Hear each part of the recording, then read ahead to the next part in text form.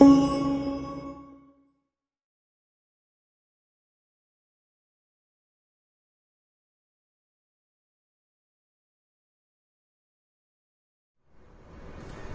Students, आज हम लोग नए चैप्टर को लेके आगे बढ़ रहे हैं।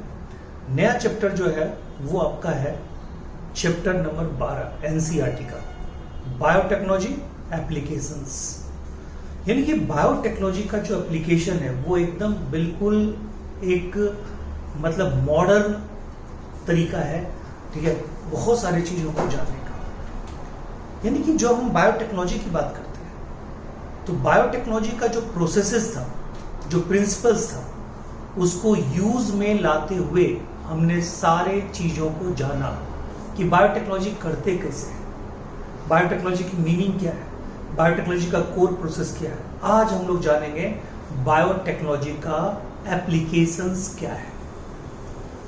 हम लोग जानेंगे कि ये जो चैप्टर है बायोटेक्नोलॉजी एप्लीकेशंस, इसमें हम लोग जानेंगे कि बायोटेक्नोलॉजी का योगदान क्या है, बायोटेक्नोलॉजी का क्या योगदान है, यानी कि किसमें। तो पहला क्या था, मेडिकल के क्षेत्र में। क्या बायोटेक्नोलॉजी वैक्सीन बनाने में मदद कर रहा है? यस। बायोटेक्नोलॉजी मेडिसिन बनाने में मदद कर रहा है? यस। बायोटेक्नोलॉजी डिफरेंट तरह के, ठीक है, फार्मास्यूटिकल प्रोडक्ट बनाने में मदद कर रहा है? यस। फिर कहता है क्या बायोटेक्नोलॉजी, ठीक है, डायग्नोसिस में मदद कर रहा है? कहता है बिल्कुल बिल्कुल मदद कर रहा है, ठीक है। बायोटेक्नोलॉजी मदद कर रहा है, डायग्नोसिस में भी कर रहा है, ठीक है। जीन थेरापी के रूप में बहुत सारे रोगों के लिए एकमात्र उपाय है। जैसे अगर हम बात करते हैं एस्किड का नाम आप इसी चैप्टर में सुनेंगे। SCID, severe combined immunodeficiency syndrome, जिसमें सारे के सारे सेल, बॉडी के इम्यून सेल खत्म हो जाते हैं, उसका उपाय भी बायोटेक ही देता है। क्या एग्रीकल्चर के क्षेत्र में है उपाय? ये बायोटेक का एप्लीकेशन है? यस। कहता है एप्लीकेशन बायोटेक का बहुत ज्यादा है। किसमें? एग्रीकल्चर में। जितने भी जेनेटिकली मॉडिफाइड ऑर्गेनिज्म हैं सब बायोटेक के द्वारा ही तो बनते हैं, और उस जेनेटिकली मॉडिफाइड ऑर्गेनिज्म से ही बाकी प्रोडक्ट बनते हैं। तो कहता है जेनेटिकली मॉडिफाइड ऑर्गेनिज्म में एक ग्रुप है जेनेटिकली मॉडिफाइड प्लांट, ठीक है, उसका एप्लीकेशंस है, उसके बहुत सारे यूजेज हैं, देखेंगे हम लोग। यानी कि जीएमपी बायोटेक ही देता है। फिर कहता है बायो रिमेडिएशन।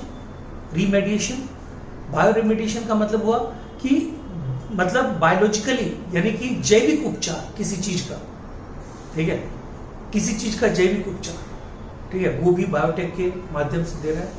कहता है हर तरह के प्रोडक्ट हम बायोटेक के द्वारा बना सकते हैं। जिसे मान लीजिए, ठीक है, अभी हम पढ़ेंगे आगे, एक काव है, उस काव में जीन डाल दिया गया। किसका जीन डाला गया जी? उस काव में किसका जीन डाला गया? कहता है ह्यूमन फीमेल के मेमोरी ग्लैंड का कोलेस्ट्रॉल प्रोड्यूसिंग जीन, ठीक है, यानी कि हाई एंटीबॉडी, हाई प्रोटीन, ठीक है, high vitamin containing producing gene को हमने डाल दिया। किसमें डाल दिया?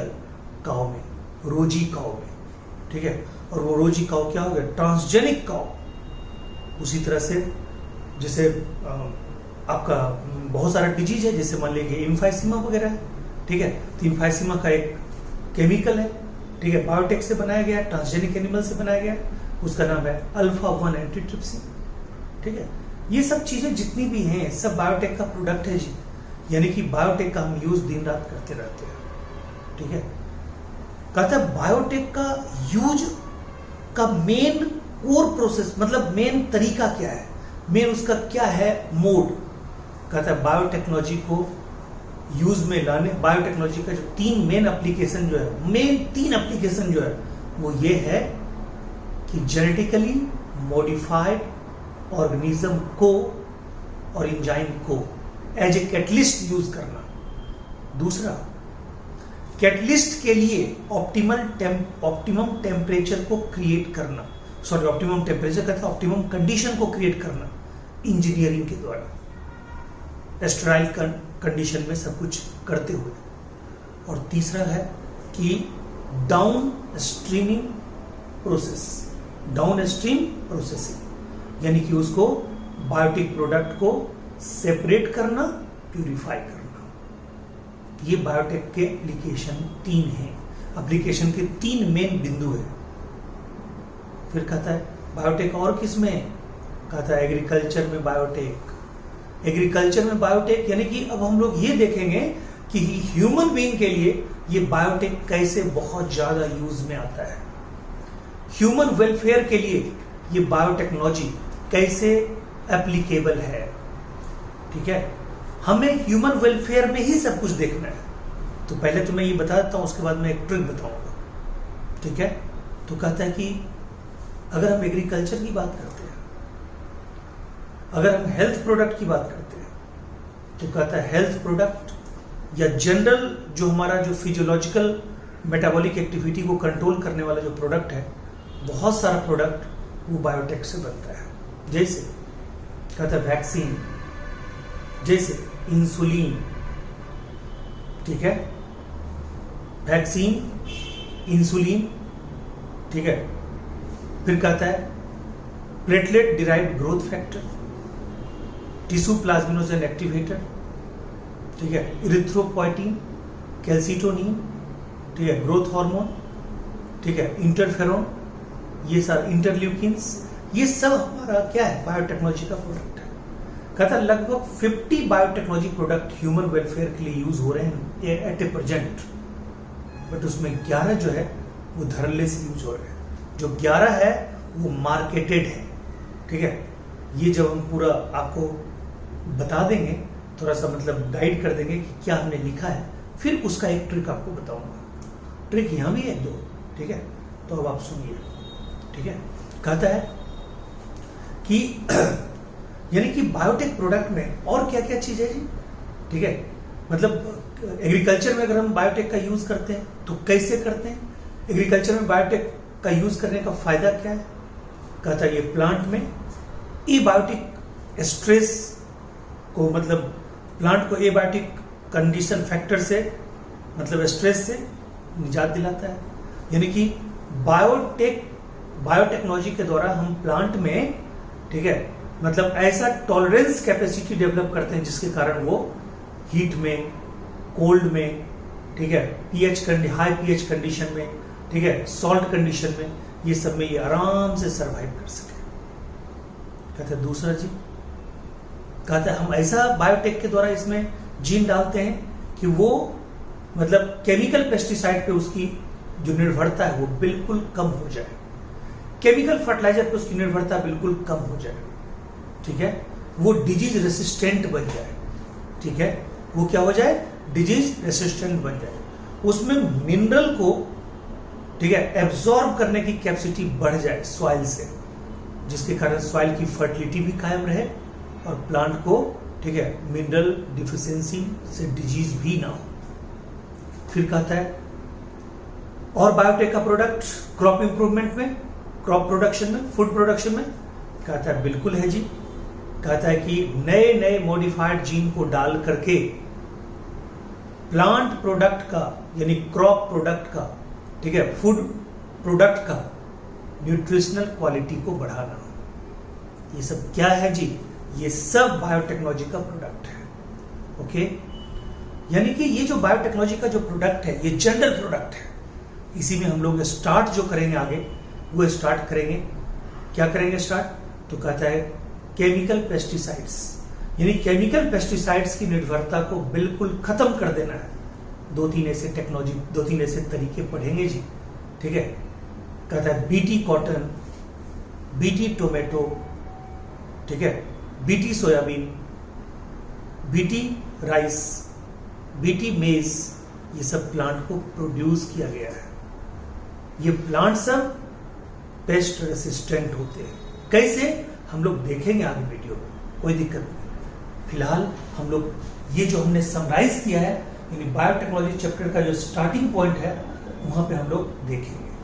कहता है पहला जो है, देखिए मैं आपको जो बता रहा था अभी कि ये सारे जो बायोटेक्नोलॉजी के जो एप्लीकेशंस हैं, ठीक है, मतलब हम लोग शुरुआत कहां से कर रहे हैं, मतलब पूरा डिटेल में शुरुआत कर रहे हैं पूरा इंट्रोडक्शन, बायोटेक्नोलॉजी का एप्लीकेशन का इंट्रोडक्शन जानने के बाद हम लोग शुरुआत कर रहे हैं एग्रीकल्चर से, कि एग्रीकल्चर में यानी कि बायोटेक्नोलॉजी के जो एप्लीकेशंस हम डालते हैं, यानी बायो जेनेटिकली बायो इंजीनियर जो जीन डालते हैं उससे क्या क्या फायदा होता है, तो वो मैंने आपको अभी शॉर्टकट में बताया, उसको हम लोग देखते हैं। ठीक है, लिटरली एनसीईआरटी के लैंग्वेज में, कि एनसीईआरटी का लैंग्वेज क्या बोलता है। देखिए यहाँ पे क्या है, कहता है कि एक टर्म आपने पहले भी पढ़ा होगा, जीएमओ। ठीक है, जेनेटिकली मॉडिफाइड ऑर्गेनिज्म। ठीक है, आपने पढ़ा है जेनेटिकली मॉडिफाइड ऑर्गेनिज्म, यानी कोई भी ऑर्गेनिज्म है, चाहे प्लांट हो, चाहे एनिमल हो, चाहे माइक्रोऑर्गेनिज्म हो, चाहे फंगस हो, उसमें हम कोई भी रिकॉम्बिनेंट डीएनए डालते हैं, और उस रिकॉम्बिनेंट डीएनए में क्या है, रिक्वायर्ड जीन है। रिक्वायर्ड जीन है या एलियन जीन है या जीन ऑफ इंटरेस्ट है या डिजायर्ड जीन है, उसको हम किसी वेक्टर डीएनए के साथ क्या करते हैं, रिकॉम्बिनेंट कर देते हैं, फिर हम क्लोनिंग वेक्टर में डालते हैं, उसकी मल्टीपल कॉपी तैयार करके, यानी कि कोई भी रिक्वायर्ड जीन जो है उसका मल्टीपल कॉपी तैयार करके अगर हम प्लांट में ट्रांसफर करते हैं, ठीक है, उस प्लांट को बोलेंगे जेनेटिकली मॉडिफाइड प्लांट। अगर एनिमल में ट्रांसफर करते हैं, जेनेटिकली मॉडिफाइड एनिमल। अगर हम किसी भी ऑर्गेनिज्म में करते हैं, चाहे माइक्रो ऑर्गेनिज्म या फंजाई हो, तो हम सीधे बोल देते हैं जेनेटिकली मॉडिफाइड ऑर्गेनिज्म। ओके जी, तो थोड़ा सा एनसीईआरटी के लैंग्वेज को हम लोग देखें। ठीक है, कहता है कि बायोटेक्नोलॉजी, ये हमारा चैप्टर का नाम है बायोटेक्नोलॉजी एंड इट्स एप्लीकेशन। इसमें हम मेनली किसका यूज करते हैं जी, जीएमओ का, जेनेटिकली मॉडिफाइड ऑर्गेनिज्म। ये कुछ भी हो सकता है, ये माइक्रो ऑर्गेनिज्म भी हो सकता है, ये फंजाई भी हो सकता है, ये प्लांट भी हो सकता है, और ये एनिमल सेल भी हो सकता है, कोई भी हो सकता है। ठीक है, कहता है कि इसका जो मेन जो एप्लीकेशन है, जो एप्लीकेशन आप देख रहे हैं, इसका एप्लीकेशन किस किस क्षेत्र में है, ये एप्लीकेशन कहां कहां इसका एप्लीकेशन होता है। कहता है पहला थेराप्यूटिक्स।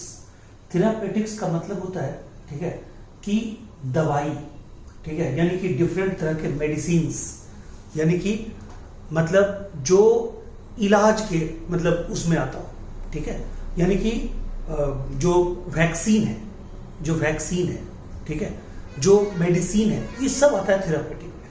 ठीक है, क्लियर है। दूसरा कहता है डायग्नोस्टिक, यानी कि हम आपको अभी बता रहे थे, ये हम अभी आपको जस्ट बताया हुआ है, फिर से मैं बता रहा हूं। डायग्नोस्टिक मतलब जांच में। ठीक है, एक से एक जांच है जी, जो बायोटेक्नोलॉजी के द्वारा किया जाता है, अंजाम दिया जाता है। ठीक है, तो कहता है कि मतलब जो डायग्नोज करना और उसका मतलब समाधान करना। ठीक है, यानी डायग्नोज करना, उसका समाधान करना। तो कहता है, ठीक है, जो भी फार्मास्यूटिकल प्रोडक्ट है, जो भी वैक्सीन का बनना है, जो भी मेडिसिन का बनना है, सब में आजकल बायोटेक्नोलॉजी का यूज हो रहा है।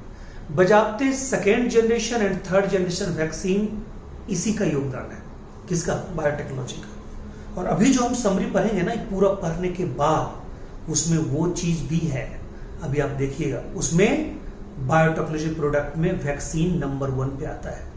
ठीक है, तो सेकेंड जनरेशन वैक्सीन और थर्ड जनरेशन वैक्सीन। वैक्सीन 3 तरह के होते हैं, first generation, second generation, third generation. हमने आपको बताया हुआ है, फर्स्ट जनरेशन वैक्सीन में पूरा का पूरा पैथोजन ही हम लोग यूज करते हैं वैक्सीन के अंदर। बस ये अंतर होता है कि ये या तो वो किल्ड होता है या वीक होता है। ठीक है, वीक होता है या मतलब एटीन्यूएटेड होता है। ठीक है, जिसकी एंटीजेनेटिसिटी मतलब मेंटेन रहती है और पैथोजेनेटिसिटी डिस्ट्रॉय कर दिया जाता है। क्लियर है पॉइंट, तो ये चीज देखना है।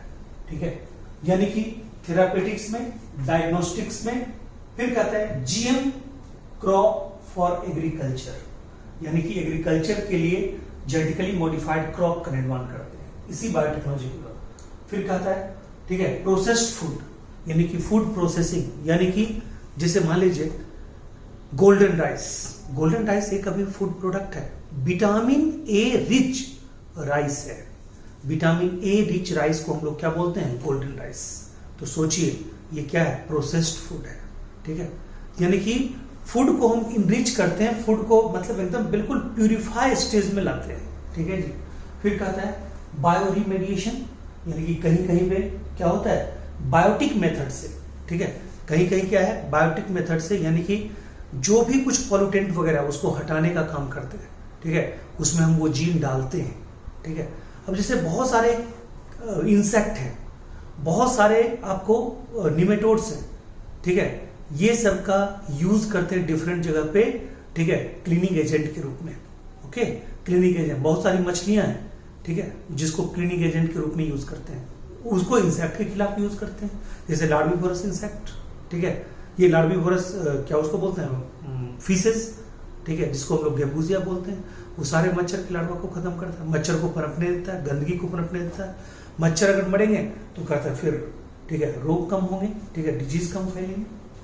फिर कहता है वेस्ट ट्रीटमेंट, ठीक है, सीवेज ट्रीटमेंट प्लांट में आप यूज करते हैं, आपने देखा है सीवेज ट्रीटमेंट प्लांट में आपने, ठीक है, सेकेंडरी जो ट्रीटमेंट होता है जिसको बायोलॉजिकल ट्रीटमेंट बोलते हैं, उसमें आपने कितना कुछ पढ़ा है। पहले उसमें फ्लॉक्स मिलाया जाता है, फ्लॉक्स में क्या डालते हैं, ठीक है, उसमें हमने माइक्रोऑर्गेनिज्म का यूज करना होता है, यानी फंगस और माइक्रोऑर्गेनिज्म का, तो ये सब में भी बायोटेक का हम यूज करते हैं, सहारा लेते हैं। ओके, फिर कहता है एनर्जी प्रोडक्शन में, यानी बायोगैस प्लांट में, बायोगैस प्लांट में जो एनर्जी निकलती है कुकिंग और लाइटिंग दोनों में काम आता है, वहां भी हम लोग यूज करते हैं। तो इस तरह से ये एक नॉर्मल एप्लीकेशन है, ठीक है जी। कहते हैं बायोटेक्नोलॉजी एंड इट्स एप्लीकेशन, इसको हम लोग मतलब कहता है इसके 3 क्रिटिकल रिसर्च एरिया है, बायोटेक्नोलॉजी के 3 क्रिटिकल रिसर्च एरिया है अलग अलग। पहला, ठीक है, कहता है प्रोवाइडिंग बेस्ट कैटलिस्ट, ठीक है, providing best catalyst in the form of, ठीक है, इंपॉर्टेंट ऑर्गेनिज्म, ठीक है, इंपॉर्टेंट ऑर्गेनिज्म, जिसको हम लोग कहते हैं GMO, genetically modified organism and enzymes. Okay, यानी कि पहला जो है, यानी providing best catalyst in the form of improved organism, यानी कि क्या, माइक्रोब्स या एंजाइम, जिसको हम लोग क्या बोलते हैं जी, ठीक है, जेनेटिकली मॉडिफाइड ऑर्गेनिज्म। क्लियर। दूसरा कहता है for work of catalyst, for work of catalyst, यानी कि ये जो कैटलिस्ट हमने क्रिएट किया है, अब इस कैटलिस्ट को हमने अभी आपको, मतलब जो ऐसे मैं बता रहा था बिना ये इसका एनसीईआरटी के लाइन का हेल्प लिए, उसमें मैंने आपको बताया है कि पहला जो स्टेज है, पहला जो रिसर्च का एरिया है, वो तो है कि कैटलिस्ट के रूप में तैयार करना किसको, जीएमओ को। दूसरा, कैटलिस्ट के वर्किंग के लिए, ठीक है, जो भी ऑप्टिमल मीडियम है, जो भी ऑप्टिमल मीडियम है उसको क्या करना, क्रिएट करना, उसको क्रिएट करना, यानी ऑप्टिमल मीडियम को मेंटेन करना, उसको क्रिएट करना, किसके द्वारा, इंजीनियरिंग के द्वारा। और तीसरा क्या है जी, डाउन स्ट्रीम प्रोसेसिंग, यानी कि जो बायोटिक प्रोडक्ट होता है उसको सेपरेट करना, उसको प्यूरिफाई करना। ओके, तो कहता है कि down stream processing technology to purify the protein और ऑर्गेनिक कंपाउंड। क्लियर है पॉइंट, यानी ये 3 रिसर्च एरिया है किसके, ठीक है, बायोटेक्नोलॉजी के। ओके, अब कहता है देखिए, how human use biotechnology for their useful, ठीक है, for their welfare in the field of food production and health. कहता है आदमी फूड प्रोडक्शन और हेल्थ के क्षेत्र में कैसे बायोटेक्नोलॉजी का यूज करता है ह्यूमन वेलफेयर के लिए, ये देखने वाली बात है। ओके, कहता है उसी में, यानी कि बायोटेक एप्लीकेशंस इन एग्रीकल्चर, ठीक है जी, 3 options for increase food production, 3 options, ठीक है। पहला कहता है agrochemical based agriculture, agrochemical based agriculture, यानी कि यहां पे क्या है जी, तो कहता है कि 3 ऑप्शंस है, ठीक है, कि हमें किस किस क्षेत्र में काम करना है, तो कहता है एग्रोकेमिकल बेस्ड एग्रीकल्चर, ठीक है जी, कृषि रसायन पे आधारित खेती, ठीक है, उसमें हम बायोटेक्नोलॉजी का क्या क्या यूज कर सकते हैं, ये हमें देखने को भी मिलेगा। दूसरा है ऑर्गेनिक एग्रीकल्चर, ठीक है जी, ऑर्गेनिक एग्रीकल्चर यानी कार्बनिक खेती जो होती है, ऑर्गेनिक खेती जो होता है, उसमें हम किसी भी केमिकल का यूज नहीं करते हैं, उसमें ना हम फर्टिलाइजर का यूज करते हैं, ना पेस्टिसाइड का यूज करते हैं, देखेंगे अभी। तीसरा जो है कहता है जेनेटिकली इंजीनियर्ड क्रॉप, ठीक है, यानी कि जो क्रॉप प्लांट हम यूज करेंगे बहुत ही उन्नत स्तर का करेंगे, जेनेटिकली मॉडिफाइड करेंगे, जो, ठीक है, जीन रेसिस्टेंट होगा, ये जो ड्रॉट रेसिस्टेंट होगा, यानी कि टेम्परेचर टॉलरेटिंग कैपेसिटी जिसमें होगी, ठीक है, जिसमें मतलब मिनरल को एब्जॉर्ब करने की अच्छी खासी क्षमता होगी, जिसमें न्यूट्रिएंट की क्वालिटी अच्छी होगी, ठीक है, ये सब गुण जिसमें होंगे, ठीक है, तो वो सब देखेंगे कि बायोलॉजिकली इंजीनियर्ड क्रॉप का निर्माण कैसे करते हैं। इन तीनों के एप्लीकेशन से हमें क्या मिलेगा? अच्छा, ये बात बताइए, ये जो बीटी का जो एप्लीकेशन है, जो बायोटेक का एप्लीकेशन, इससे हमें क्या मिलेगा जी? ठीक है, कहता है कि इससे प्लांट को यानी एग्रीकल्चर में जनरल प्लांट को क्या फायदा है, ठीक है, यानी कि बायोटेक्नोलॉजी के द्वारा जो हम नया जीन डालेंगे वो जीन हमें किस किस तरह से फायदा देगा। तो कहता है उसके लिए कुछ पॉइंट्स हैं, ठीक है। Made crop more tolerance to abiotic stresses like cold, drought, salt, heat, पहले आपको बता रखा है। दूसरा, reduced reliance on chemical fertilizers and chemical pesticides, यानी केमिकल फर्टिलाइजर और केमिकल पेस्टिसाइड्स पर निर्भरता क्या करेगी? कम कर देगी, ठीक है। उसके बाद कहता है रिड्यूस्ड, ठीक है, पोस्ट हार्वेस्ट लॉस, ये भी बहुत बड़ी बात है, पोस्ट हार्वेस्ट लॉस को भी कम करता है। फिर कहता है कौन? कहता है increase efficiency of absorption of minerals from the soil and thus maintain the fertility of soil. अगर पीरियोडिकली फसल बदल बदल के लगाएंगे और वो अलग अलग मतलब न्यूट्रिएंट्स को अलग अलग टाइम पे क्या कहिए, मिनरल को अलग अलग टाइम पे एब्जॉर्ब करेगा, तो कहता है कि मतलब जो सॉइल है उसमें किसी का ना तो लेवल बहुत ज्यादा बढ़ेगा ना तो लेवल बहुत ज्यादा घटेगा, क्योंकि कहता है कि मिनरल के बढ़ने से भी, ठीक है, प्लांट को नुकसान पहुंचता है, जिसको बोलते हैं माइक्रोटॉक्सिसिटी, और मिनरल की डिफिशियंसी से भी डिजीज होता है, उसको बोलते हैं मिनरल डिफिशियंसी सिम्टम्स या डिजीज। ओके, दोनों हालत में मिनरल की कमी हो जाए सॉइल में तब भी फर्टिलिटी जाएगी, मिनरल की अधिकता हो जाए तब भी फर्टिलिटी जाएगी। यानी कि सॉइल की फर्टिलिटी को मेंटेन करने के लिए क्या जरूरी है? कहता है सॉइल से, ठीक है, मिनरल का एब्जॉर्प्शन बहुत जरूरी है, ठीक है, उसमें भी काम आता है बायोटेक्नोलॉजी। फिर कहता है कि जो फूड प्रोडक्ट बन रहा है, जो क्रॉप प्रोडक्ट बन रहा है, उसमें अच्छे खासे, ठीक है, किसकी मात्रा होना चाहिए? न्यूट्रिएंट्स की। As for example vitamin A content rice known as golden rice, ये बायोटेक का ही प्रोडक्ट का कमाल है। क्लियर है पॉइंट?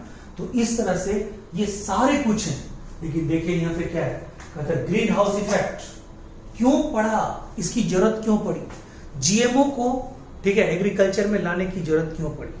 मैं आपको बता दूं 1965 के मध्य में भारत में एक क्रांति की शुरुआत होती है। उस क्रांति का नाम है ग्रीन रिवॉल्यूशन। इंदिरा गांधी के टाइम में यहाँ के एक साइंटिस्ट थे, उनका नाम था MS स्वामीनाथन, जो मैक्सिको गए और मैक्सिको से 2-4 वैरायटी वहां से लाए जो कि सेमी ड्वार्फ वैरायटी थी। गेहूं की वैरायटी थी, मेज की वैरायटी थी, व्हीट की वैरायटी थी, ठीक है। कहते जैसे जया और रत्ना, ठीक है, जया और रत्ना ये दोनों मेज की वैरायटी थी, ठीक है, सॉरी राइस की वैरायटी थी, जया और रत्ना। और कहता है, ठीक है, कल्याण सोना, ठीक है, सोनालिका, ये दोनों प्लांट की, ये व्हीट की वैरायटी थी, जिसको सेमी ड्वार्फ वैरायटी के रूप में डेवलप किया गया था और इसका यूज किया गया कहां पे? ग्रीन रिवॉल्यूशन में, इंडिया में। क्या सब हुआ मालूम है आपको? कहता है कि जहां ग्रीन रिवॉल्यूशन के पहले 11 मिलियन टन मात्र पैदावार होती थी, किसकी? व्हीट की। हम कितना बोल रहे हैं? ठीक है, व्हीट की पैदावार कितना बोल रहे हैं? 11 मिलियन टन। 11 मिलियन टन, वो बढ़ के कितना हो गया जी? 75 मिलियन टन, ठीक है, व्हीट का। ये मतलब ग्रीन रिवॉल्यूशन होने के बाद। और जहां राइस का पैदावार था 33, ठीक है, 33 मिलियन, ठीक है, टन, ठीक है, वहीं पे वो बढ़ के कितना हो गया जी? 89.5 मिलियन टन, ठीक है। ये डिफरेंस आया। अब आप समझिए, ठीक है, ये लगभग 7 गुना बढ़ा प्रोडक्शन और ये लगभग 3 गुना बढ़ा प्रोडक्शन, ठीक है, लगभग 2.5 से 3 गुना। कौन? राइस का। मतलब semi dwarf variety of wheat और राइस मेज को यूज करने से कितना फूड प्रोडक्शन बढ़ा, अब आप समझ सकते हैं। कहता है कि अभी मॉडर्न बायोटेक्नोलॉजी के एप्लीकेशन की जरूरत एग्रीकल्चर में इसलिए है क्योंकि दिनों दिन पॉपुलेशन बढ़ रहा है और हमारा 70% जो ह्यूमन पॉपुलेशन है इंडिया में वो कृषि पे ही आधारित है, और लगभग 25 से 33% की जो जीडीपी है इंडिया की वो कृषि पे ही डिपेंड करती है। क्लियर है पॉइंट? तो इसके कारण भी कृषि में बायोटेक्नोलॉजी का एप्लीकेशन बहुत ही जरूरी है। क्लियर है? तो हम लोग, अच्छा, ये कृषि के क्षेत्र में एप्लीकेशन है। अब इसका हम डिटेल पढ़ेंगे कि हाँ, अगर हमें मतलब एग्रीकल्चर में हमें अगर पेस्टिसाइड पे और फर्टिलाइजर पे डिपेंडेंसी कम करनी है, किसकी? ठीक है, प्लांट की। ठीक है, प्लांट की डिपेंडेंसी यानी एग्रीकल्चर क्रॉप की डिपेंडेंसी अगर कम करनी है केमिकल पेस्टिसाइड्स के ऊपर, केमिकल फर्टिलाइजर के ऊपर, अभी आप देखिएगा, हम लोग अगले वीडियो में पढ़ेंगे। ठीक है, बीटी कॉटन का कैसे डेवलपमेंट होता है, हम लोग अगले वीडियो में पढ़ेंगे। 80 प्लांट का डेवलपमेंट कैसे होता है, बड़ा मजेदार उसकी कहानी टाइप्स है। लेकिन हमने आपको कहा था कि एक जनरल प्रोडक्ट का वीडियो आपको, मतलब एक जनरल प्रोडक्ट का कंसेप्ट इसी वीडियो में आपको देंगे। यानी कि बायोटेक्नोलॉजी का जो जनरल प्रोडक्ट होता है, ये तो आप पूरा का पूरा समझ गए। ठीक है, तो कहता है कि बायोटेक्नोलॉजी का जो जनरल प्रोडक्ट होता है उसका क्या है, मतलब उसका पूरा का पूरा ये क्या है। तो अब देखिए, यहां तक तो आपको बता दिए, ग्रीन हाउस इफेक्ट के बारे में पूरे बता दिए। जीएमओ, जेनेटिकली मॉडिफाइड ऑर्गेनिज्म, किसको कहेंगे? मैंने आपको क्या बताया था कि वैसा कोई भी ऑर्गेनिज्म, वैसा कोई भी प्लांट, वैसा कोई भी एनिमल जिसमें हम रिक्वायर्ड जीन अपने अकॉर्डिंग डालेंगे, जिसमें हम जीन की मल्टीपल कॉपी को, मतलब जीन को कहीं क्लोन करके हम इसमें डालेंगे प्रोडक्ट बनाने के लिए, उसको हम लोग क्या बोलेंगे? जीएमओ। ठीक है, तो हम लोग ये सब, यानी कि ये एक यानी कि बायोटेक्नोलॉजी के एप्लीकेशन का एक पूरा लबो लुभाव है, एक पूरा का पूरा, मतलब उसका एक एप्लीकेशन का एक शॉर्टकट है। ठीक है, शॉर्टकट है। अब आपको मैं बता दूं, ठीक है, इसके साथ ही हम लोग जानेंगे कि बायोटेक्नोलॉजी के जनरल प्रोडक्ट कौन कौन हैं जिसकी इंडिया में मार्केटिंग की जा रही है। तो सुनिए, ध्यान दीजिएगा, मैं आपको बता रहा हूँ, यानी कि जो बायोटेक्नोलॉजी का जो प्रोडक्ट है, ठीक है, वो मतलब मार्केटेड उसका कौन कौन प्रोडक्ट अभी मार्केट में है जो बायोटेक्नोलॉजी के द्वारा बना गया है। आपने भी क्या पढ़ा था कि हम इस चैप्टर में यही तो सीखेंगे कि इसका यानी बायोटेक्नोलॉजी का एग्रीकल्चर में यानी क्रॉप प्रोडक्शन में प्लस ह्यूमन हेल्थ के मामले में कैसे ये कारगर है, ह्यूमन फिजियोलॉजी के मामले में कैसे ये कारगर है, कौन? बायोटेक्नोलॉजी। तो एक रफ जो है एप्लीकेशन बायोटेक्नोलॉजी का वो ये है, कहता है देयर आर फॉलोइंग प्रोडक्ट्स, ठीक है, देयर आर फॉलोइंग प्रोडक्ट्स, ठीक है, आर यूज्ड, ठीक है, इन ऑल ओवर वर्ल्ड, ठीक है, which is product of modern biotech, which is product of modern biotech, ठीक है जी, which is product of modern biotech। अब आप देखो कहता है इसमें क्या है, तो मैं आपको बताऊं, आईआईटी से भी लेवल में ऊपर एक इंस्टीट्यूट का रैंकिंग है इंडिया में, कुछ ब्रांचेस के मतलब व्यू में, कुछ ब्रांचेस जो हैं वो बिट्स पिलानी के इससे भी ऊपर है। ऐसे भी Birla institute of technology and science, ये तो पिलानी में है, कहता है कि ये बिट्स के और भी जगह ब्रांचेस है। बिरला इंस्टीट्यूट ऑफ टेक्नोलॉजी के ब्रांचेस रांची में भी है, मेसरा में, ठीक है, और भी जगह से है। उसकी फार्मेसी, ठीक है, मेडिकल वाले वहां पे दो ही चीज के लिए एग्जाम दे सकते हैं, ठीक है, एक फार्मेसी के लिए एग्जाम दे सकते हैं और एक बायोटेक के लिए एग्जाम दे सकते हैं, और इंजीनियरिंग वाले के लिए सारे ब्रांचेज अवेलेबल है, ठीक है। तो ये जो मतलब इंस्टीट्यूट है बिट्स, तो कहता है ये बिट यानी बिरला इंस्टीट्यूट ऑफ टेक्नोलॉजी बहुत ही वीआईपी इंस्टीट्यूट है। वहां से, ठीक है, एक पढ़ा हुआ शख्स हर क्षेत्र में मैनेजमेंट में आगे निकल जाता है, ठीक है, और जानते हैं वहां के जितने भी प्रोफेसर वगैरह हैं, ठीक है, वो सब प्रोफेसर, ठीक है, कहता है उनकी सबकी बजाबते जो मतलब संचालन समिति है उसकी जनरल इंश्योरेंस वगैरह सब कुछ करवा के रखती है, ठीक है जी। तो कहता है कि जो मतलब इंस्टीट्यूट है उसका नाम क्या है, पहले तो ये देखिए, पहले तो इंस्टीट्यूट क्या है, बहुत ही वीआईपी इंस्टीट्यूट है, वहाँ पे वीआईपी लोग सब पढ़ते हैं, वीआईपी, ठीक है। कहता है वीआईपी लोग पढ़ते हैं, कहाँ पे जी, बीआईटी, ठीक है, बीआईटी, यानी कि वीआईपी लोगों से भरा पड़ा है कौन, बीआईटी, यानी कि bits, Birla institute of technology VIP लोगों के लिए बना पड़ा है। कहता है वहां पे जितने भी लोग होते हैं उनको जनरल इंश्योरेंस कंपनी से, जनरल इंश्योरेंस कंपनी, ठीक है, कहता है जनरल इंश्योरेंस कंपनी से, ठीक है, उसको उसके सीईओ के द्वारा, ठीक है, मतलब उसका ये करवाया जाता है, क्या बोलते हैं, इंश्योरेंस। तो कहता है देखिए पूरा ट्रिक पहले मुझे लिखने दीजिए, सीईओ। अब देखिए ऐसे याद रखिएगा, हमने ये पूरा प्रोडक्ट का नाम लिखा है, ठीक है, आप कैसे याद रखिएगा, सो देखिए, कहता है वीआईपी, बीआईटी, जीआईसी, सीईओ, ठीक है जी। अब कैसे बोलिएगा, वीआईपी, बीआईटी, जीआईसी, सीईओ, ठीक है। यहां ओ का मतलब कुछ नहीं है, देखिए यहां पे क्या है, यानी कि जो बीआईटी है, बिरला इंस्टीट्यूट ऑफ टेक्नोलॉजी है, बिरला इंस्टीट्यूट ऑफ टेक्नोलॉजी, ठीक है, वीआईपी, वेरी इंपॉर्टेंट पर्सनैलिटी, ठीक है। तो वीआईपी लोगों का जो बीआईटी इंस्टीट्यूट में जमावड़ा है, उन सब का जीआईसी करवाया गया है, ठीक है, इस कंपनी के सीईओ के द्वारा मुफ्त में, यानी जनरल इंश्योरेंस कंपनी के सीईओ के द्वारा बीआईटी इंस्टीट्यूट के, ठीक है, सभी बंदों की क्या करवा दी गई है, लाइफ इंश्योरेंस करवा दी गई है, क्योंकि वो इंस्टीट्यूट क्या है, वेरी इंपॉर्टेंट पर्सनैलिटी का इंस्टीट्यूट है।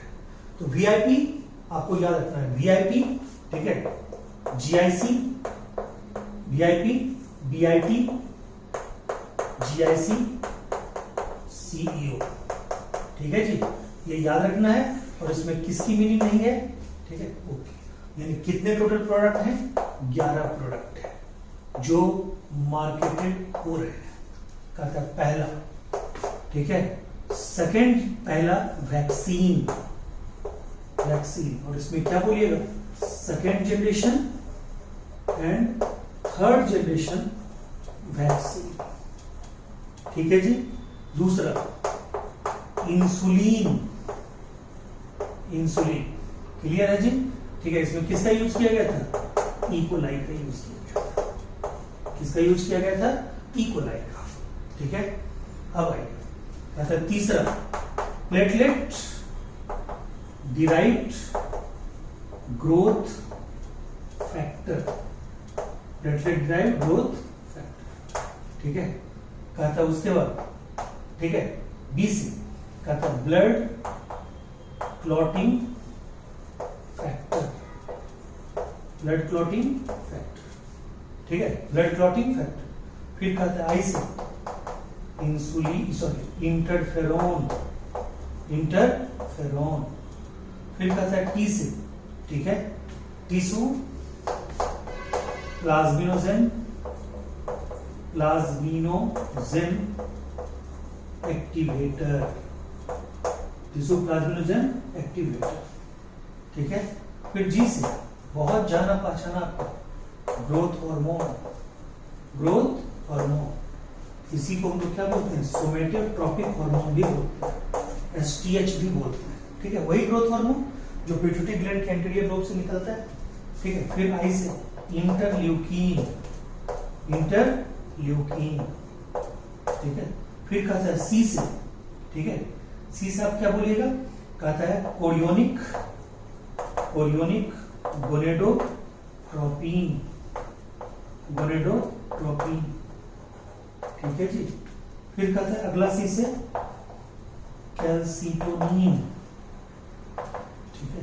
अगला ई से इरिथ्रोपोएटिन, इरिथ्रोपोएटिन, ये देखिए, यानी कि इसका ट्रिक क्या है, यानी कि जनरल जो बायोटेक प्रोडक्ट जो ह्यूमन वेलफेयर में यूज आते हैं, एग्रीकल्चर में बायोटेक के एप्लीकेशन के अलावा ह्यूमन वेलफेयर के लिए, ह्यूमन फिजियोलॉजी को सुधारने के लिए और मेडिसिन वगैरह को, मेडिसिन वैक्सीन के क्षेत्र में जो बायोटेक क्रांति है उसका जो प्रोडक्ट है उसमें से 11 प्रोडक्ट धड़ल्ले से वर्ल्ड वाइड यूज हो रहे हैं, जिसका लिस्ट है, उसके लिए कोडिंग है VIP, BIT, GIC, CEO, और उसमें O को आप हटा दीजिएगा। ठीक है, तो बताइए VIP में V का मतलब क्या हो गया जी? वैक्सीन। V का मतलब क्या हो गया आपका? वैक्सीन। ठीक है, यानी कि second generation and third generation vaccine. ठीक है, फिर I से इंसुलिन, E कोलाई। ठीक है, फिर P से प्लेटलेट डिराइव्ड ग्रोथ फैक्टर। अब देखिए वैक्सीन तो आप समझ सकते हैं, सेकेंड जनरेशन और थर्ड जनरेशन वैक्सीन में क्या करते हैं, हम होल ऑर्गेनिज्म नहीं डालते, हम सिर्फ एंटीजन की कॉपी बनाते हैं। कहता है कि शरीर के बाहर ही अगर एंटीजेनिक जीन का कॉपी बना ले और उसको वैक्सीन में हम डाल दें तो उसको बोलते हैं second generation vaccine, DNA vaccine, but recombinant DNA vaccine. But कहता है कि अगर हमने सिर्फ जीन को डाला, उसकी मल्टीप्लीकेशन हमारे बॉडी में आके होगी, यानी कि हमने सिर्फ, ठीक है, जो वैक्सीन है उसके सॉल्यूशन में हमने सिर्फ जीन डाला और वो जीन DNA हमारे बॉडी में जब आती है तब उसकी मल्टीपल कॉपी बनती है, उसको हम लोग बोलते हैं थर्ड जनरेशन। क्या बोलते हैं? Third generation. बस याद रखिएगा, इन दोनों में सिर्फ एंटीजन डाले जाते हैं, कभी भी होल ऑर्गेनिज्म का यूज नहीं होता है। ठीक है, तो कहता है इसका एग्जाम्पल आपको क्या है? इसका एग्जाम्पल है सेकेंड और थर्ड जनरेशन वैक्सीन का पोलियो वैक्सीन, ठीक है, हेपेटाइटिस वैक्सीन, ये सब इसका क्या है जी? एग्जाम्पल है। ठीक है, पोलियो वैक्सीन, हेपेटाइटिस वैक्सीन इसका एग्जाम्पल है। क्लियर है पॉइंट? अब आइए प्लेटलेट डिराइव्ड ग्रोथ फैक्टर।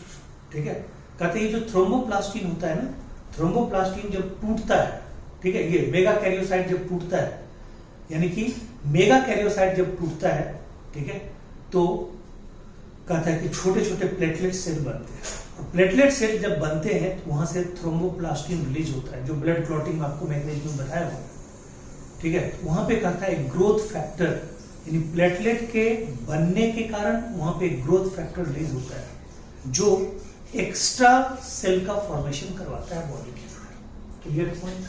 कहता है ब्लड क्लॉटिंग फैक्टर, ये आप जानते हैं ब्लड क्लॉटिंग फैक्टर, इंटरफेरोन, ठीक है, वायरस इंफेक्टेड सेल के द्वारा सराउंडिंग सेल को वायरस से बचाने के लिए जो केमिकल यूज होता है, दैट इज कॉल्ड इंटरफेरोन। उसको लोग क्या बोलते हैं? इंटरफेरोन। ठीक है, उसके बाद है टिश्यू प्लाज्मिनोजन एक्टिवेटर। ये जो टिश्यू प्लाज्मिनोजन एक्टिवेटर है, इसके बारे में ये कहना है, ठीक है, टिश्यू प्लाज्मिनोजन एक्टिवेटर के बारे में कि ये एक, ठीक है, स्ट्रेप्टोकाइनेज की तरह ये एक ब्लड क्लॉट बस्टर है, यानी कि ब्लड क्लॉट को तोड़ने वाला ये एक केमिकल है, टिश्यू प्लाज्मिनोजन एक्टिवेटर। ठीक है, बट ये बायोटेक्नोलॉजी से बना हुआ प्रोडक्ट है, यानी बायोटेक्नोलॉजी से बना हुआ ऐसा प्रोडक्ट जो ब्लड क्लॉट को क्या करे? तोड़ दे। That is called tissue plasminogen activator. Growth hormone आप जान ही रहे, ठीक है, ये ग्रोथ हार्मोन जो है, ठीक है, STH, इसको सोमेटोट्रोपिक हार्मोन भी बोलते हैं। इंटरल्यूकिन, कहता है जैसे, कहता है कि वायरल इन्फेक्टेड सेल के द्वारा इंटरफेरोन निकलता है, तो कहता है बैक्टीरियल इन्फेक्टेड सेल या वायरस को छोड़ के दूसरे किसी भी माइक्रोऑर्गेनिज्म के द्वारा इन्फेक्टेड सेल के द्वारा इंटरल्यूकिन निकाला जाता है। ठीक है, मतलब बाकी सराउंडिंग सेल को बचाने के लिए, दैट इज कॉल्ड, और इसमें नेचुरल किलर सेल का भी यूज होता है। तो नेचुरल किलर सेल भी क्या है? एक तरह का, ठीक है, लिम्फोसाइट ही है, एक तरह का ल्यूकोसाइट ही है, जो परफोरिन प्रोटीन को रिलीज करता है और उसको क्या करता है? ब्रेक कर देता है। ठीक है, जो पैथोजन होता है, फॉरेन पैथोजन, उसके सेल को। कोरियोनिक गोनाडोट्रोपिन आप जानते हैं, ठीक है, प्लेसेंटा के फॉर्मेशन, ये प्लेसेंटा से निकलता है, SCG, ठीक है, कोरियोनिक गोनाडोट्रोपिन, उसको भी इसके द्वारा डेवलप किया गया। कैल्सिटोनिन, ठीक है, जो आपको थायरोकैल्सिटोनिन भी कहलाता है, जो आपको थायराइड ग्लैंड से ही निकलता है, और ये क्या करता है? Calcification on the bone. ठीक है, यानी कि बोन के सरफेस पे कैल्शियम को जमा करता है, बोन को मजबूत करता है जब कैल्शियम की मात्रा ज्यादा हो तो। फिर कहता है इरिथ्रोपोइटीन, ये जो इरिथ्रोपोइटीन है ये, ठीक है, किडनी के इन्फ्लुएंस में, यानी कि जब हाइपोक्सिया कंडीशन होता है, जब हम हाई एल्टीट्यूड पे ऊपर चढ़ते हैं, ठीक है, तो कहता है कि जब एल्टीट्यूड सिकनेस होती है, यानी कि ऊपर जब हम पहुंचते हैं तो ऑक्सीजन की मात्रा क्या हो जाती है? कम हो जाती है। That is called hypoxia condition. वो सिग्नलिंग के कारण, ठीक है, मतलब हमारे किडनी का JGA, जक्स्ट्राग्लोमेरुलर एपेरेटस, क्या रिलीज करता है? रेनिन। और फिर रेनिन जो है, ठीक है, रेनिन क्या करता है? रेनिन प्लाज्मा में रखे हुए प्रोटीन को, आपने पढ़ा होगा रास सिस्टम में, प्लाज्मा में रखे हुए प्रोटीन को एंजियोटेंसिनोजेन को एंजियोटेंसिन 1 में बदलता है, फिर एंजियोटेंसिन 2 में बदलता है, और एंजियोटेंसिन 2 इरिथ्रोपोइटिन स्टिमुलेटिंग फैक्टर को रिलीज करता है, और तब जाके किडनी से इरिथ्रोपोइटिन हार्मोन रिलीज होता है जो आरबीसी के नंबर को बढ़ाता है by the process of erythropoiesis. तो ये इरिथ्रोपोइटिन भी बायोटेक का प्रोडक्ट है, मॉडर्न बायोटेक का प्रोडक्ट है। ठीक है, तो आइए यानी पूरा का पूरा vaccine, insulin, platelet drive growth factor, blood clotting factor, interferon, tissue plasminogen activator, growth hormone, interferon, chorionic gonadotropin, calcitonin, erythropoietin, ये सब एक लिस्ट में आप एक झटके में याद कीजिए, वीआईपी, बीआईटी, जीआईसी, सीओ। ठीक है, तो इस वीडियो में इतना ही। अगला जो वीडियो हमारा होगा वो होगा यानी कि केमिकल पेस्टिसाइड्स की निर्भरता को खत्म करने वाला, यानी कि बायो इंसेक्टिसाइड के रूप में जो बैक्टीरिया यूज होगा उसके बारे में पूरी कहानी होगी, उसका पूरा एक्शन होगा, उसका पूरा मैकेनिज्म होगा। ये आपको बताएंगे कि कैसे बैसिलस thuringiensis बैक्टीरिया का एक जीन निकाल लिया जाएगा, उसकी क्लोनिंग की जाएगी, प्लांट में इनकॉर्पोरेट किया जाएगा और वो प्लांट इंसेक्ट रेसिस्टेंट हो जाएगा। तो इसकी कहानी अगले वीडियो में बताएंगे। Thank you so much, take care, अगले वीडियो का इंतजार कीजिए।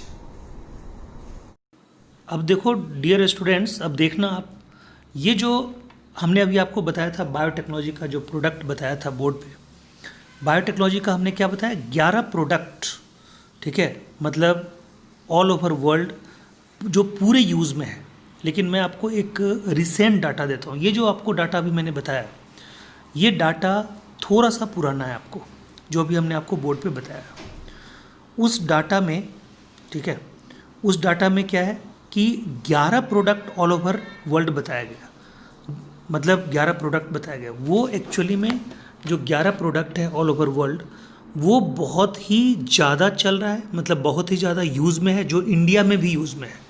लेकिन अभी जो रिसेंट डाटा है, जो अभी 2019 का biotechnological European federation of biotechnology जो है, उसका जो अभी डाटा आया है, उसके अकॉर्डिंग क्या है कि पूरे वर्ल्ड में 30 रिकॉम्बिनेंट थेराप्यूटिक्स काम कर रहे हैं। ठीक है, मतलब मार्केट में ग्लोबली अप्रूव्ड हो चुका है। ठीक है, जिसमें से 12 इंडिया में मार्केटेड हैं। ओके, यानी कि अभी रिसेंट डाटा जो है, रिसेंट डाटा मतलब जो अभी आपको हम दे रहे हैं, वो क्या दे रहे हैं, यूरोपियन फेडरेशन ऑफ बायोटेक्नोलॉजी के अनुसार कहता है, उसका डाटा ये है कि टोटल 30 प्रोडक्ट, ठीक है, recombinant therapeutic product all over world globally produce किया जा चुका है। ठीक है, मार्केट में चल रहा है, वर्ल्ड मार्केट में, ग्लोबल मार्केट में, बट इंडिया में 12। उसमें देखिए यही सब है जो हम अभी हमने आपको बोर्ड पे बताया, बट 2 अलग है, 3 बस अलग है। हमने आपको ह्यूमन इंसुलिन बताया, उसमें उस ट्रिक में ह्यूमन इंसुलिन यहाँ भी है। स्ट्रेप्टोकाइनेज बताया, मतलब वहाँ स्ट्रेप्टोकाइनेज के बदले में क्या लिखा हुआ है, टिश्यू प्लाज्मिनोजेन एक्टिवेटर, जिसको हमने एक्सप्लेन किया था कि वो स्ट्रेप्टोकाइनेज के बराबर है, यानी वो ब्लड क्लॉट को क्या करता है, तोड़ता है। ठीक है, फिर इरिथ्रोपोइटिन, वो क्या करता है, इरिथ्रोपोइसिस करवाता है, आरबीसी को बनाता है। ठीक है, वो आरबीसी को बनाता है, ये भी मैंने आपको बताया था कि वो आरबीसी को बनाता है। ठीक है, अब देखिए कहता है कि हेपेटाइटिस बी वैक्सीन, हमने बताया था कि वैक्सीन का प्रोडक्शन, उसमें हमने हेपेटाइटिस बी भी बताया था, हमने पोलियो वैक्सीन भी बताया था। ठीक है, फिर कहता है ह्यूमन ग्रोथ हार्मोन, हमने वहाँ बता ही दिया था। ह्यूमन इंटरफेरोन, इंटरल्यूकिन के बारे में मैंने आपको वहाँ पे नहीं बताया था, बस ये जानिए इंटरल्यूकिन हमने बताया था कि आपको, ठीक है, कोई भी मतलब वायरस को छोड़ के कोई भी मतलब इन्फेक्शन अगर होती है किसी सेल में, तो उससे सराउंडिंग सेल को बचाता है। ठीक है, जैसे कहता है कि ये इंटरल्यूकिन अपने ही सेल पे इम्यून सिस्टम के अटैक से सेल को बचाता है, यानी कि ये ऑटो इम्यून डिजीज से बचाएगा अपने बॉडी के, और कैंसर से भी बचाएगा, यानी कैंसर और इम्यून डिसऑर्डर से बचाएगा। ठीक है जी, कौन बचाएगा, तो आप बोलिएगा ये इंटरल्यूकिन, ह्यूमन इंटरल्यूकिन। फिर है ग्रेनुलोसाइट कॉलोनी स्टिमुलेटिंग फैक्टर, ये एक नया है, ग्रेनुलोसाइट कॉलोनी स्टिमुलेटिंग फैक्टर और ग्रेनुलोसाइट मैक्रोफेजेस यानी CSF, ये दोनों जो फैक्टर है ये आपको कैंसर से बचाएगा। कैंसर से बचाएगा। तो ये दिमाग में रखना, ये हमने उसमें नहीं बताया था। ये दोनों प्रोडक्ट अभी नया जुड़ा है, बायोटेक्नोलॉजी का ये दोनों प्रोडक्ट अभी नया ऐड किया गया है। इंटरफेरोन में अल्फा इंटरफेरोन और गामा इंटरफेरोन। अल्फा इंटरफेरोन जो आपको है, अल्फा, ये ल्यूकेमिया से बचाता है, ल्यूकेमिया यानी ब्लड कैंसर से बचाता है। और जो गामा इंटरफेरन है ये दूसरे कैंसर से बचाता है, रिमेटॉइड आर्थराइटिस से बचाता है। ठीक है, तो ये दिमाग में ज़रूर रखना है। क्लियर है पॉइंट। अब आइए, कहता है फिर गामा इंटरफेरोन हो गया, अल्फा इंटरफेरोन हो गया, बता दिए। ब्लड फैक्टर 8, यानी कि हमने आपको उसमें भी बताया था कि blood clotting factor, follicle stimulating hormone. कहता है ये जो फॉलिकल स्टिमुलेटिंग हार्मोन है ये बिल्कुल नया है, वो हमने उस लिस्ट में आपको नहीं दिया, ये अभी जस्ट ऐड किया गया। और ऑब्वियसली ये किससे बचाएगा, इनफर्टिलिटी से बचाएगा। अब देखिए, आपको इसी पेज में हमने आपको डाला है some of human proteins that have been synthesised from genes cloned in bacteria and eukaryotic cell और by farming, all of these except hepatitis B are being imported and consumed. Charles Wiseman is the inventor of first recombinant interferons. ये दिमाग में जरूर रखिएगा, इसको हमने underline कर रखा है। ठीक है, कहता है कि सम ऑफ द ह्यूमन प्रोटीन्स, ये इसका लिस्ट दिया हुआ है। तो इधर देखिए, ये जो कॉलम बना हुआ है उसमें, ठीक है, ये कॉलम भी हमने आपके लिए ऐड कर दिया है। ये इधर प्रोटीन है, इधर क्या है, यूज्ड इन द ट्रीटमेंट। ठीक है, 2 कॉलम है, यानी कि कौन सा प्रोटीन किस में यूज होता है, वही जो अभी हमने डिस्कस किया है, वही जो हमने पहले भी डिस्कस किया है। ठीक है, बोर्ड पे भी डिस्कस किया है, इसमें भी डिस्कस किया है। बस आपको इसमें जोड़ना वही है कि 30 ऑल ओवर द वर्ल्ड और 12 मार्केटेड इन इंडिया। तो देखिए इसमें क्या लिखा हुआ है, इरिथ्रोपोइटीन का यूज किस में करेंगे जी, एनीमिया के ट्रीटमेंट में यूज करेंगे। किसका, इरिथ्रोपोइटीन का। ठीक है, फैक्टर 8 ब्लड क्लॉटिंग का यूज किस में करेंगे, हेमोफीलिया के, ठीक है, इलाज में, हेमोफीलिया के ट्रीटमेंट में। जेनेटिक डिसऑर्डर है, इसी फैक्टर की कमी से होता है, तो हेमोफीलिया में यूज होगा। फिर कहता है फॉलिकल स्टिमुलेटिंग हार्मोन, इनफर्टिलिटी के ट्रीटमेंट में यूज होगा। फिर कहता है granulocyte colony stimulating factor, cancer में यूज होगा। ये एक नया पॉइंट है, आप इसको नोट कीजिएगा। यहाँ पे देखिए वेरी वेरी इंपॉर्टेंट लिखा हुआ है, डिफरेंट पॉइंट लिखा हुआ है, रिसेंट पॉइंट लिखा हुआ है। इंसुलिन डायबिटीज़ के इलाज में होगा, ये कोई कहने की बात ही नहीं है, पहले से आप जानकारी आप रखते हैं। फिर कहता है अल्फा इंटरफेरोन और गामा इंटरफेरोन। अल्फा इंटरफेरोन आप ल्यूकेमिया बोलिएगा, अल्फा में क्या आपको एल लगता है ना सुनने में, अल्फा ल्यूकेमिया, ऐसे दिमाग में रखिएगा, ल्यूकेमिया एंड अदर कैंसर। और गामा इंटरफेरोन में आपको याद रखना है cancer and rheumatoid arthritis. Okay, interleukin में क्या बोलिएगा, ठीक है, इंटरल्यूकिन यानी कि वही कैंसर सराउंडिंग सेल को फर्दर वायरल इन्फेक्शन से बचाता है, तो कैंसर और इम्यून डिसऑर्डर से बचाता है इंटरल्यूकिन, वो इंटरफेरोन है। इंटरल्यूकिन आपको हमने क्या बोला, वायरस इन्फेक्शन छोड़ के बाकी अगर किसी भी पैथोजन का इन्फेक्शन होता है तो उसके सराउंडिंग सेल को बचाता है इंटरल्यूकिन, यानी कैंसर इम्यून डिसऑर्डर से बचाता है। और अपने ही बॉडी के, ठीक है, सेल के ऊपर जो एंटीजन होता है उसके ऊपर, ठीक है, इम्यून सिस्टम के एक्शन से बचाता है, यानी कि ऑटो इम्यून डिसऑर्डर से बचाता है। क्लियर है पॉइंट। अब आइए सोमेटोट्रोपिन, ये जो सोमेटोट्रोपिन है, ठीक है, इसके बारे में क्या है, ये सोमेटोट्रोपिन कहता है ये ग्रोथ डिसऑर्डर है। ठीक है, ये ग्रोथ डिसऑर्डर को मतलब मेंटेन करने में, सही करने में मदद करता है। सोमेटोट्रोपिन एक्चुअली में क्या है, सोमेटोट्रोपिक हार्मोन का दूसरा नाम है, यानी कि सोमेटोट्रोपिक हार्मोन को रिलीज करवाने वाला फैक्टर है। ठीक है, कौन, सोमेटोट्रोपिन। क्लियर है।